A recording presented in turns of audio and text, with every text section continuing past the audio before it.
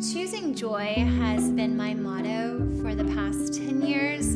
After losing my sight, I really had to discover joy again, and I definitely believe it has affected every area of my parenting.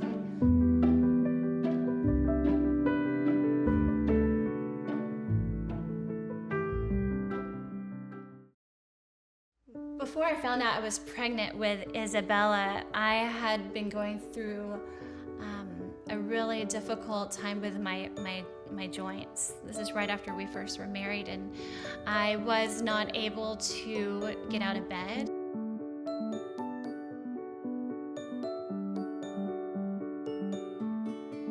I remember calling George in the doctor's office. I called him and I'm like, I couldn't hardly even speak. I'm like, so we're pregnant? And I knew that he wouldn't be upset, but I just didn't know what kind of reaction he would have. And he literally just said to me, he goes, "That's awesome. Yay, we're gonna have a baby." And I'm like, "George, do you not know? Like, this is scary. Look what we're facing. Look how I'm feeling and what I'm going through. And what about the baby? Is the baby gonna be okay after all these drugs I've been on?" And he's like, "We're gonna keep trusting God. And this is an amazing gift." And that just gave me such peace. And in that moment, I just knew that it was going to be okay.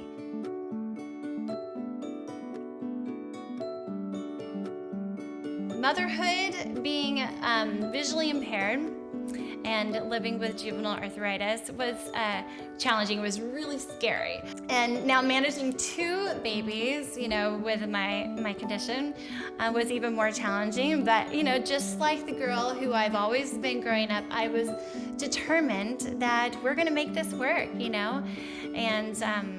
we did. But our whole world one day changed.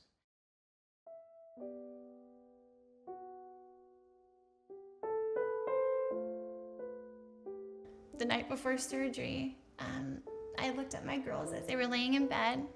I could see my Georgiana, and I was feeling her face and seeing her beautiful brown hair and her little dimple in her cheek, and just taking it all in, and my Isabella and her blue eyes, and her beautiful skin, and I just was holding on to those moments because I knew tomorrow it could all change. And it's hard when you think about not being able to see your babies physically ever again. The surgery was not successful. They were able to reattach the retina, but the eye could not heal. As I'm losing the sight, I felt like I was losing me. I felt like I was losing joy. I was going through this grief and this loss over the next, year, and searching to find myself again, because I was no longer that mom that I once was, the independent mom that could take my girls by the hand and say, "Let's go to the park." Now my girls at 2.5 and 5 were taking me by the hand and we're saying, "Mama, let's go this way." It's hard. It's my job, not their job.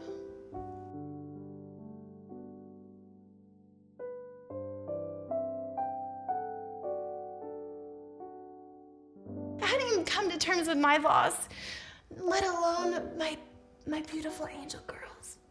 How could they be going through this?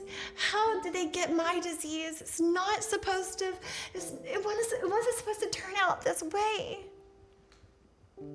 But, in that moment, when I found out my girls had this disease, it gave me the motivation to get up off the floor, stop feeling sorry for myself, and just start fighting.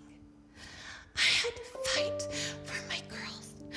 I had to fight for them. And they were looking to me for their strength at this time. And with me being depressed and feeling sorry for myself, that was not what they needed to encourage them, to encourage them in this road that they're about to go down. Ready? Let's get that again. Ready? Amazing grace, how sweet the sound that saved a wretch like me.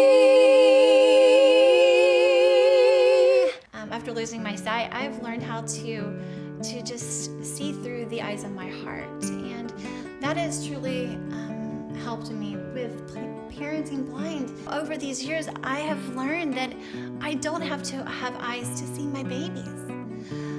I feel them. My girls have always let me feel their beautiful faces. They've been doing this since, like I said, they were 2 and 5, and this is just our way of life. And then they take my hands and they touch me and they show me things. And you know, if it's something they've drawn, and they outline it and trace it with my fingers, and then they describe colors to me. I get a lot of interaction with my girls that is very verbal and very touchy-feely. It's like maroon. What do you have? I don't have any eyeshadow on today. No eyeshadow. I have glitter. What about your lips? I took it off. Yeah.